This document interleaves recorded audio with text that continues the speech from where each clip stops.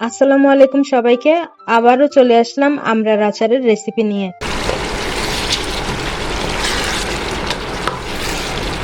আমড়ার আচার সবাই বানাতে পারে, আমি আপনাদেরকে রেসিপি শেখাতে নয়, আমি আমার ব্লগে দেখানোর চেষ্টা করি আমি কিভাবে আচারগুলা বানাই বা আমি কিভাবে আমার রান্নাগুলো করি, এগুলাই আপনাদের সাথে শেয়ার করি।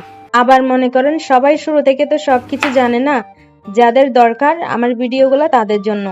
আমার ভিডিও দেখে যদি কেউ একটা রেসিপি শিখতে পারে তাহলে আমার এই কষ্ট সার্থক। তো আপনাদের ভাইয়া 2 কেজির মতো আমড়া নিয়ে আসছিল। ওই আমড়াগুলো আমি একটাও খেয়ে দেখি নাই, কিছু আর কি তরকারিতে দিছিলাম। এরপরে একটা আমড়াও খাওয়া হয় নাই।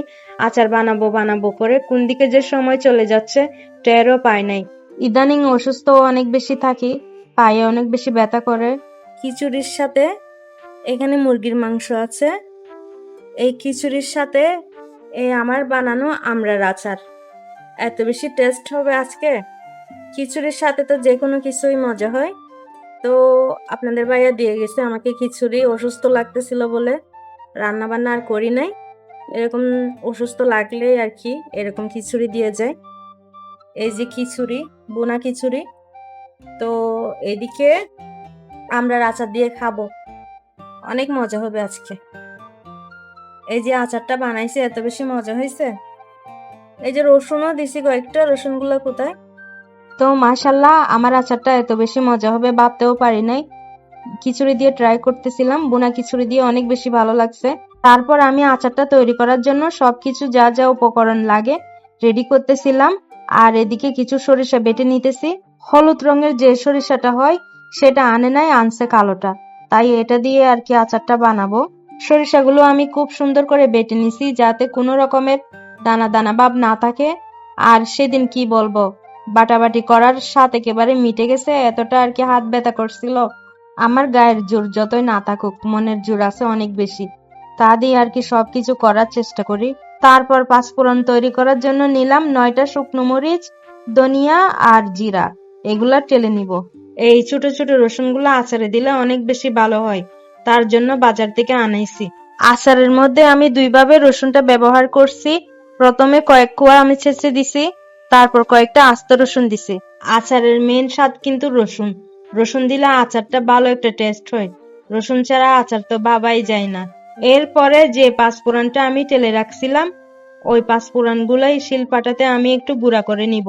একটা ভিডিও বানাতে যে কত কষ্ট হয় তা যদি আপনারা বুঝতেন।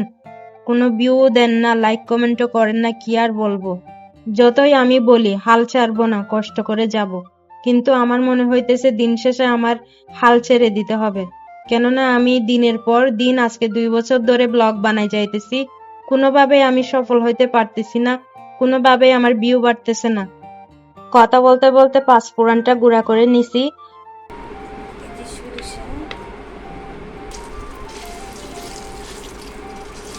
সর্ষের তেলে সরষে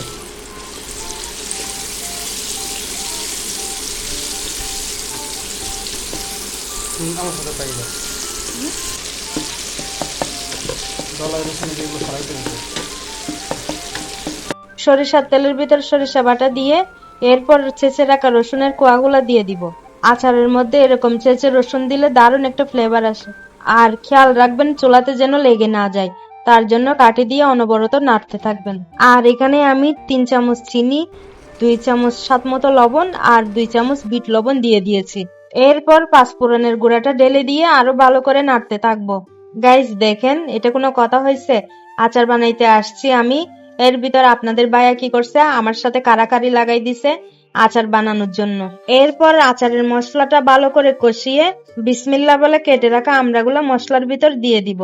মানুষ আচার বানায় যুগের পর যুগ রেখে দেয়, কিন্তু আমি আচার বানালে এগুলা 2 দিনও থাকবে না, তাই এখানে সিরকা টিরকা কিছু দিলাম না, এগুলা আর কি খেয়ে ফেলবো 2 দিনেই। আমি আল্লাহর কাছে অনেক বেশি শুকরিয়া আদায় করি, কেননা আল্লাহ আমাদেরকে খাওয়ার জন্য এত মজার মজার নিয়ামত, এত সুন্দর সুন্দর জিনিস দিচ্ছে খাওয়ার মতো। আমড়াগুলো আমি কোনো রকম রোদে শুকাইনি, এগুলো আমি সরাসরি কেটে এরকম বড় একটা ডালাতে কিছুক্ষণ পানি জড়াতে দিয়ে একেবারে আচারটা তৈরি করে ফেলতেছি। আমি যেহেতু দীর্ঘদিন রেখে আচারটা খাবো না, কয়েকদিনের ভেতরে শেষ হয়ে যাবে, এই জন্য বেশি ভেজালের কাজ করি নাই। আপনারা অবশ্যই দীর্ঘদিন ধরে খেতে চাইলে আচারটা রোদে শুকাবেন, সিরকা দিবেন, যাতে যেরকম ভাবে ভালো হয় আপনাদের আচারটা না নষ্ট হয় আর কি। তারপর আচারের মধ্যে আমি দিয়ে দিলাম 6টা আস্ত রসুন।